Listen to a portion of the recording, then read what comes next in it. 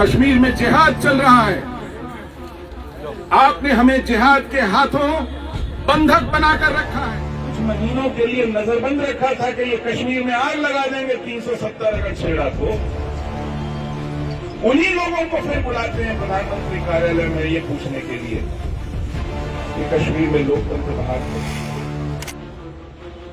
जिहाद का दिल जीतने का दिल प्रधानमंत्री हमारे शरणार्थी शिविरों में नहीं आता। उसको यही एक डर है कि जिहाद खफा ना हो जाए। कश्मीर में जो इस्लामियत का बुखार है दिमागों पर, उसमें कहीं जम्मू आते हैं, कैंप से कुछ 100 गज की दूरी तक आते हैं, कैंप में नहीं आते हैं। हमने सब पार्टियां देखी, 11 प्रधानमंत्री देखी हैं, हर दल की सरकार देखी है, हर गठबंधन को देखा है, हर नेता को देखा है। इसी भाजपा का कोई प्रधानमंत्री आज तक किसी शरणार्थी कैंप में नहीं आया। हमको जीने दो, अमित शाह जी फैसला लो, हमको जीने दो, हमको जीने दो, हमको जीने दो, जीने दो, जीने दो, हमको जीने दो, जीने दो, जीने दो, हमको जीने दो, जीने दो, जीने दो, हमको जीने दो, जीने दो, जीने दो, हमको जीने दो, जीने दो, जीने दो, हमको जीने दो, जीने दो, जीने दो, हमको जीने दो, जीने दो, जीने दो, हमको जीने दो, मोदी जी आप बदले लो, हमको जीने दो, हमको जीने दो, हमको जीने दो, जीने दो, जीने दो, हमको जीने दो, जीने दो, जीने दो, हमको जीने दो। We want justice. We want justice. We want justice. We want justice. Kashmir में हिंदू बलि का बकरा नहीं बनेगा, नहीं बनेगा। कश्मीर में हिंदू बलि का बकरा नहीं बनेगा, नहीं बनेगा। कश्मीर में हिंदू बलि का बकरा नहीं बनेगा, नहीं बनेगा। खून चलाबा नहीं चलेगा, नहीं चलेगा, नहीं चलेगा। कांग्रेस नहीं चलेगी, नहीं चलेगी, नहीं चलेगी। खून चलाबा नहीं चलेगा, नहीं चलेगा, नहीं चलेगा। कांग्रेस नहीं चलेगी, नहीं चलेगी, नहीं चलेगी। बंद करो, बंद करो, बंद करो। टारगेट बंद करो, बंद करो, बंद करो। हिंदू का कत्लेआम बंद करो, बंद करो, बंद करो। हिंदू का कत्लेआम बंद करो, बंद करो, बंद करो। हिंदू का कत्लेआम बंद करो, बंद करो, बंद करो। एम्प्लॉयमेंट पैकेज एम्प्लॉयज और नॉन पीएम पैकेज एम्प्लॉयज जिनको 2010 में, जिसको हम समझते हैं एक कॉन्स्पिरेसी के तहत उनकी अर्ज और नीड को एक्सप्लॉइट करके जिस तरह कश्मीर में पहुंचाया गया है, आज उनको एक वोट के स्टेशन में रखा गया है। हमने उसी समय से इस पैकेज के खिलाफ जोरदार आवाज उठाई और हमने हमेशा सक्सेसिव गवर्नमेंट से ये अपील की है कि इस पैकेज को रिवर्स करने के बाद और कोई विकल्प आपके पास नहीं बचा। 6000 नौकरियां नहीं दी गई है।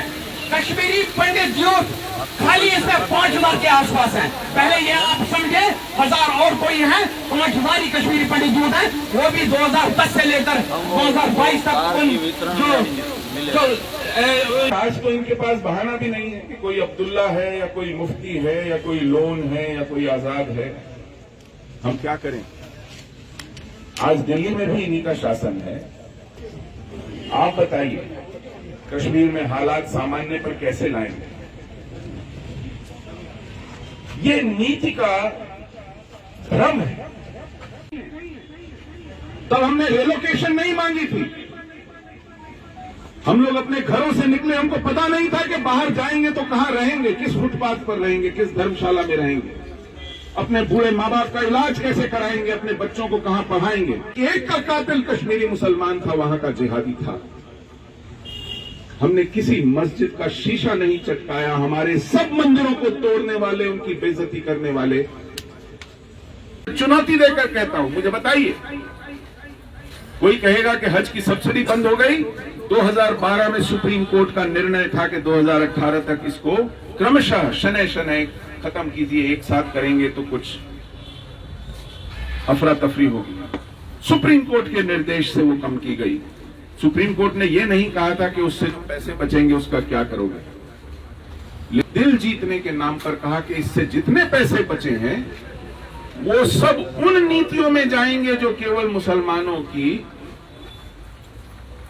बहबूदी के लिए कि जब उन्हें कोई मैसेज दिल्ली भेजना होता है, आप में से किसी एक की गर्दन पर छुरी रख देते हैं, जानते हैं, अनुभव करते हैं, उसको सच्चाई के साथ मुंह पर बयान करना है। कश्मीर में जिहाद चल रहा है, आपने हमें जिहाद के हाथों बंधक बनाकर रखा है। आपकी जिहाद से साठगांठ है। आप जिहाद की गर्दन नहीं मरोड़ना चाहते, उसका जबड़ा नहीं उखाड़ना चाहते, आप हमारी कुर्बानी देना चाहते हैं उसके हाथों। लेट जंतर मंतर पे भी प्रदर्शन हुआ, मैं वहां था। आपको क्या लगता है क्या करना चाहिए गवर्नमेंट को? सरकार को तो ये समझाएंगे क्या करना चाहिए, ये समझा रहे हैं, और सरकार की समझ में बात तब आएगी जब सबके सब लोग आकर के बैठ जाएंगे और कहेंगे हम नहीं जा रहे, हिम्मत हो तो हमसे नौकरी हमें छीन के दिखाओ।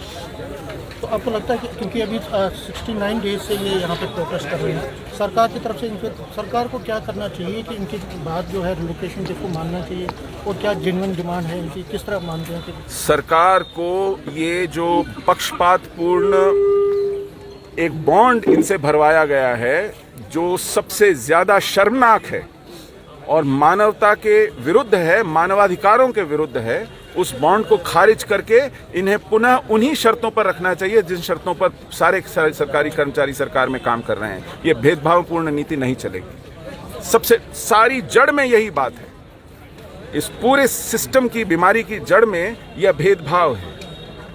इस भेदभाव को हटाने की बात, वरना हर रोज नए कुछ इश्यूज पैदा होंगे।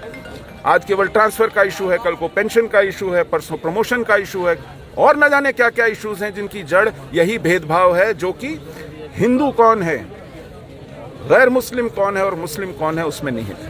जो रिलोकेशन की डिमांड है, रिलोकेशन की डिमांड है, जम्मू आके भी माइग्रेंट्स का नहीं गए हैं, आप सब जानते हैं नहीं गए हैं। मनमोहन सिंह जी गए हैं 2 रिलोकेशन की डिमांड है। वो फीता काटने गए थे शरणार्थी कैंप का, शर्म आनी चाहिए, कल को किसी शमशान घाट का भी फीता काटने पहुंच जाएंगे। शरणार्थी कैंपों को इनॉग्रेट करते हुए क्या किसी को गर्व होना चाहिए कि इस देश में अपने ही निवासियों के लिए शरणार्थी कैंप लग रहे हैं, और प्रधानमंत्री आएंगे फीता काटने और उसको कहेंगे कि प्रधानमंत्री ने किसी एक से बात नहीं की तब जब आए थे, फीता काट के चले गए। आपने से नहीं निकालेंगे तब तक कुछ होने वाला नहीं है। वो सतह पर चलने वाला पाखंड इलाज नहीं होगा। आप कैंसर का इलाज आयोडेक्स लगा के नहीं कर सकते।